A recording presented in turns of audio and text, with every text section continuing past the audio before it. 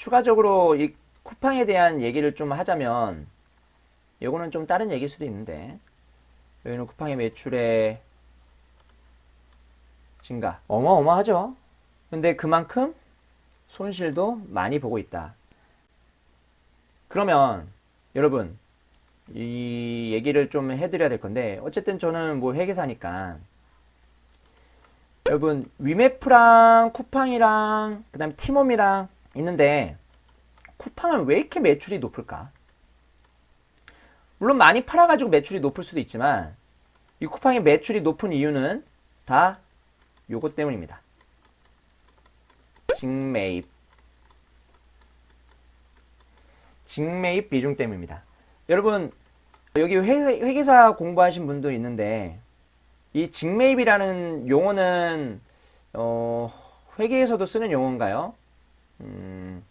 회계에서는 잘 안 쓰는 용어 같은데, 이거는 약간 실무적인 용어니까 이거를 좀 설명드리면, 쿠팡이 매출이 높은 이유입니다. 쿠팡은 매출 구조 자체가 다른 회사랑은 조금 달라요. 자, 여기에 제조업체가 있고요.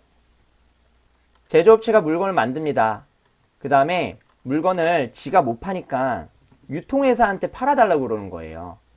그게 쿠팡이라든지 위메프라든지 이런 사람들이죠. 그거를 우리가 고객이 사는 겁니다. 그러니까 이마트가 뭐 물건 만들진 않잖아요. 물론 뭐 PB라고 해가지고 프라이빗 브랜드 형식으로 뭐 내는 거긴 하지만, 이마트도 PB 형식으로 낼 때도 이마트 자체에서 만드는 게 아니라 그냥 제조업체가 만든 거를 여기에서 그 브랜드만 딱 박아가지고 파는 거기 때문에 실질적으로 유통회사에서 물건을 만든다라고 생각하지는 않습니다. 자, 그러면 제조업체에서 물건을 만들어 가지고 유통업체한테 팝니다. 예를 들어서 80에 만들어 가지고 90에 팔았다고 볼게요. 제조업체는 80에 만들어서 90에 팔았어요. 그리고 유통회사는 보통 10%에서 15% 정도 마진을 얻고 팔거든요. 그래서 고객한테 100에 판다라고 보겠습니다. 그럴 때 유통회사 관점에서 매출은 얼마 잡힐까요? 그 다음에 매출 원가는, 그리고 거기에 대한 이익, 매출 총이익이겠지만 어쨌든 그냥 이익이라 쓸게요. 얼마 잡힐까? 매출은. 여러분, 유통회사는 제조업체한테 물건을 산 다음에 파는 개념일까요? 아니면 그냥 브로커 형식으로 건네주는 개념일까요? 만약에 그냥 사가지고 파는 게 아니라 브로커 형식으로 건네주는 방식이다. 그러면 단순하게 수수료 10만 매출이에요. 원가는 뭐 별로 없을 것이고, 그 다음에 이익이 10이 되겠죠. 그런데 만약에 유통회사가 제조업체로부터 이 재고를 사요. 산 다음에 고객한테 다시 재파는 식으로 하게 되면 이 매출이 100이 되고 원가가 90이 돼서 이익이 10이 되는. 즉 뭐예요? 이익은 변하지 않는 상태에서 매출액이 급증했죠. 그러면은 이렇게 회계 처리를 하는 경우가 있고, 아까처럼 이렇게 회계 처리를 하는 경우가 있다. 어떻게 회계 처리를 하는 게 맞냐? 회계 기준에 명시가 되어 있지만 원칙은 이렇습니다. 만약에 유통회사가 이 제조업체가 만든 제품을 가지고 있는데 그거에 대해서 위험을 가지고 있어요. 그러니까 이 재고 자산은 내 거야. 유통회사가 이 재고 자산은 내 거야. 제조업체가 만든 이 물건은 내 거야. 라고 하면은 이 재고가 만약에 소실되거나 이 재고가 무슨 하자가 있거나 그거 다 누구 책임이에요? 유통회사 책임이죠. 그럴 때는 이렇게 회계 처리하세요 라고 되어 있고요.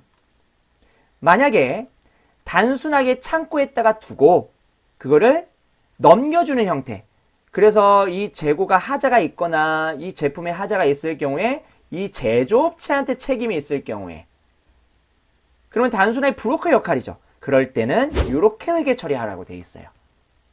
그러면 쿠팡이 이렇게 매출이 높은 이유는 어떤 비중이 높아서 그러냐면, 아까 제가 말씀드렸던 직매입 비중이 높아서 그렇습니다.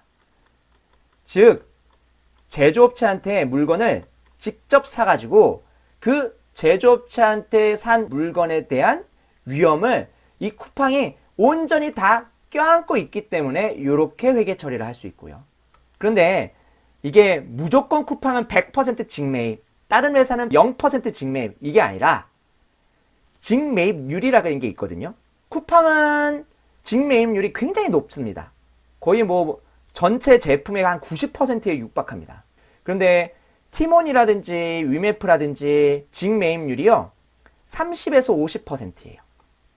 물론 이거를 온전히 직매입률을 똑같이 가정한 다음에 매출을 비교하더라도 쿠팡이 높긴 높습니다만 그래도 높아요. 넘사벽이에요. 하지만 이 직매입률 때문에 다른 회사에 비해서 더 높은 매출이 보인다. 이거는 뭐 엄연한 사실이죠.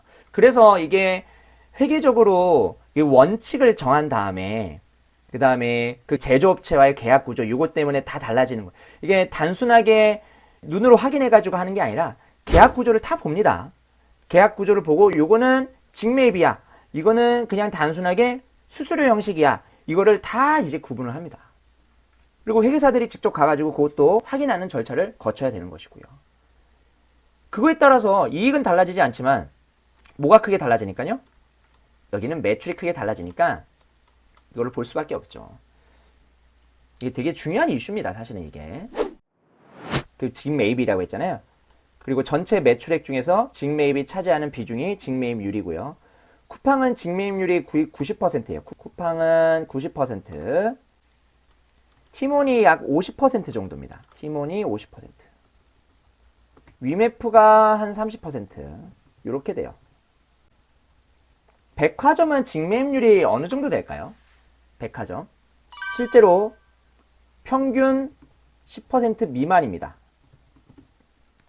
잘 생각했네요. 여러분들은 이제 응용이 된 거예요. 여러분 백화점을 보면은 직매입하는 것 같습니까? 그러니까 예를 들어서 뭐 루이비통이 들어왔다. 그럼 루이비통에 있는 재고를 그 백화점이 다 산 거예요? 아니죠. 단순하게 장소를 빌려준 거죠. 장소를 빌려준 거. 그래서 직매입률이 평균 10% 미만입니다.